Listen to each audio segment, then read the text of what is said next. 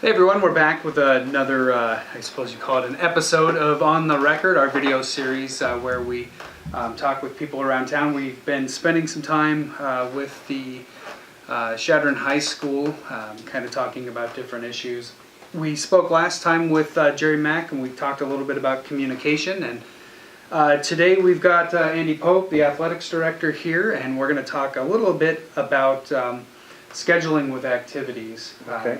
There were some recent concerns that were brought up at recent meetings involving scheduling, and we kind of just want to sit down and talk a little bit about the process, some of the differences between the different schools, and kind of how it goes for you and Sure. that sort of thing. You know, if you look at scheduling, in some cases it's a little bit easier with some sports than other sports, and those are conversations that I have with my coaches when we do their evaluation at the end of the year. So we'll talk about scheduling and what their wishes are, and what I've been able to do with scheduling directly after the season, because a lot of times, because of getting officials or umpires is more difficult if you have to wait. And so by the time the seasons are over, I have my officials or umpires booked for the following year. So I'll do scheduling throughout the year, but most of my scheduling takes place during the season, where I will try and schedule games, or directly after that season is over. You know, if you look at some of the concerns about softball and the home and aways, you know, originally when we did add softball here, there were 6 other teams, there were 2 other teams besides our conference opponents that were interested in getting into softball, and what happened is those 2 other opponents backed out. And so you know, there's 4 teams in our conference that have softball, and so everybody plays everybody, you know, home and away. And so to pick up other games besides tournaments, we'll play some opponents on the way to a tournament. We do that with Chase County, and we'll do that this year with Southern Valley. So in this case, what you have, the state determines how many contests you can have, and softball you have 17 dates, and 5 of those can be tournaments. Okay. And so we play our geographic area, and you know, extremely difficult in softball to get teams to travel this far out to play us. So you know. Yeah, and I know volleyball was another sport that was Right. that had specific concerns. They're kind of the same way as softball, where they you know, they had 30 some away games and like 4 home games, if I remember correctly, something like that. Right. But like you said, a lot of that has to do with, you know, softball and volleyball especially. They're heading to like triangulars, so they're actually only getting on the bus 11 times, Right. To go somewhere to play. Right. But are there ways? What's standing in the way of having more home contests? Is it more of the NSAA regulations? No, or? it's the distance. The distance. It's distance where we live. You look at volleyball and the triangulars. If you schedule a lot of triangulars, you're going to be once every 3 years. You're going to be at home. So there's a difficulty there. Hosting a tournament is very difficult in terms of the dates that you have, because you can only have 5 tournaments in volleyball.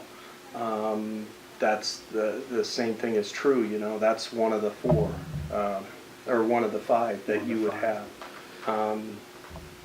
Yeah, that's been the most difficult thing to schedule, is volleyball matches. So I'm kind of curious. You say that once every 3 years, you know, if you schedule a triangular, you're going to have it once every 3 years. You're going to host once every 3 years. I'm going to imagine you've got a contract with 3 teams. Right, we did, yeah.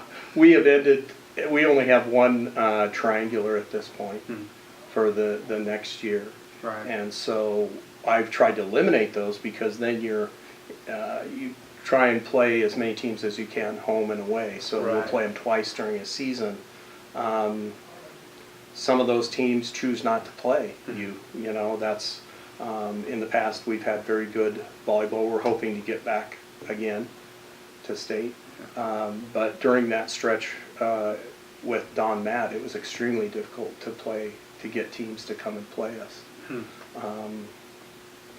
Since then we've been able to schedule Scottsbluff home and away. Unfortunately, we play Gering once in a regular season game. We'll play Alliance twice. Trying to get Gordon on the schedule twice. But we've had some things come up that have changed our schedule. Some teams have called and said, hey, because of our state rules or because we're being forced with wild card points to play teams in our own state, that's changed our schedule. Sure. Somewhat, yeah. What are some of the financial aspects of it that you have to consider? Well, the travel, of course, is one of those. We play in 5 tournaments, and those tournaments, probably one of the most competitive tournaments that we play in is at Gothenburg tournament, which is solely Class C1 teams, and it gives us an opportunity to see other talent around the state, other teams. And so that's a good tournament, but it's also an overnight. Mm-hmm. So there's difficulty with, just scheduling transportation and things like that. Sure. That we have to take into consideration. I know with football you're looking at 2 years out at a time. Right, 2 years. Is and that that's similar to? Yeah, and this year we were really lucky because everyone that we sit down with our coaching staff, Mike Letcher and I sit down, we look at, and he sits down with his coaches and determines who they want on a priority list. Well, and then you turn that into the state and you prioritize from 1 to 5 the teams that you want on your schedule.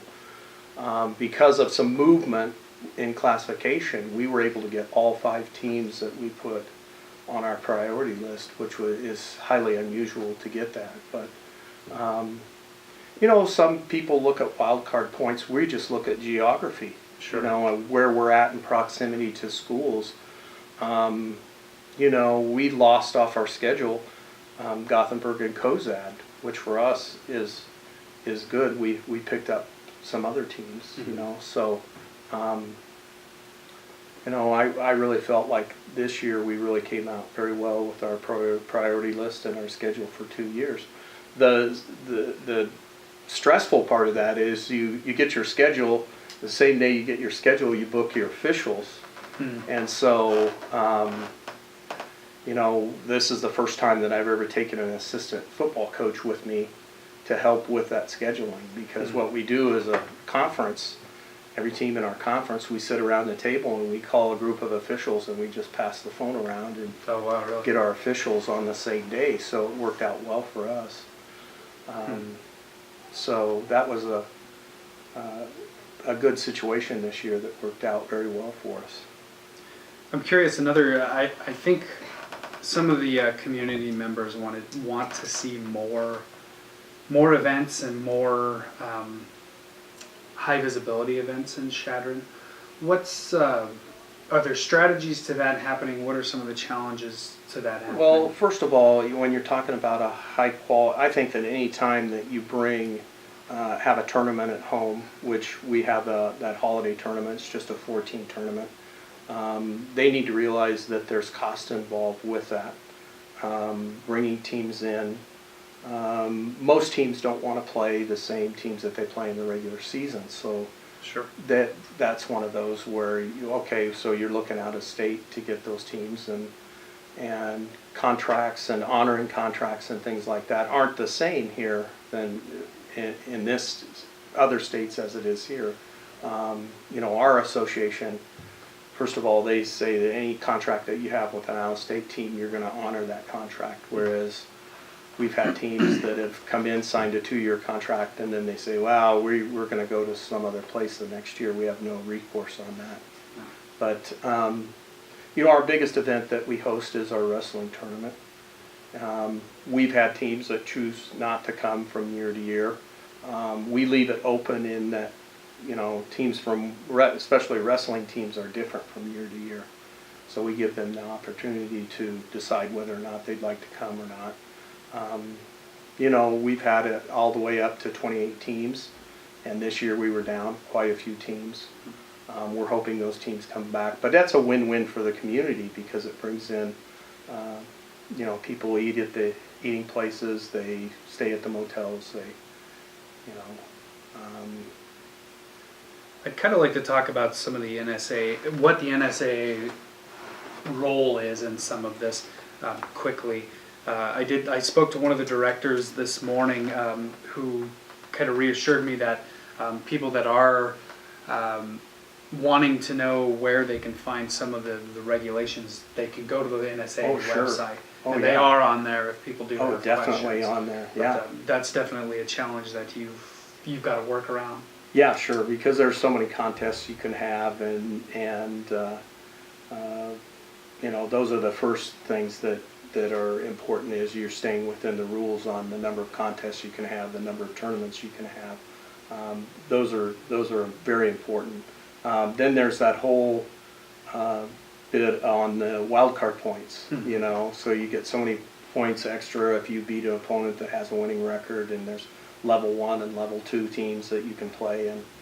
And it's very hard out here to get teams to play, you know, us. It has been hard. And that's travel and yeah, travel. And then you know, we, especially in basketball, we play primarily a B schedule. It's been hard to schedule teams that are in our classification. So there's difficulty in that. You know, you look at middle school athletics, there's a totally different numbers there. Right. If you go to a tournament here at the high school level, it counts as one game. If you go to a tournament there, like in volleyball, you may play 3 different opponents. Those are 3 games in the same day. So you have to stay within a certain number of games. You know, and quite frankly, middle school kids, I think that we're at the max on our middle school schedules, and one of the reasons why is that it's so important at that level that they get the fundamentals. They need the practice. They need the practice on the fundamentals. If they're not using their fundamentals in a game, then it's all for naught. You know, they're not going to get any better. So practices are a very important part of the middle school concept. Sure. Well, if anybody else has questions as far as scheduling goes with activities, I can certainly bring those to yourself and probably Jerry here at the school, or come to us and we'll come here and we'll grill you again on some of this stuff. But no, thanks for coming by. It's an aspect of athletics that I don't think really gets delved into very often, and it's probably a little bit challenging to kind of spin all those plates at once. So. Yes. All right. Well, thank you for watching, folks.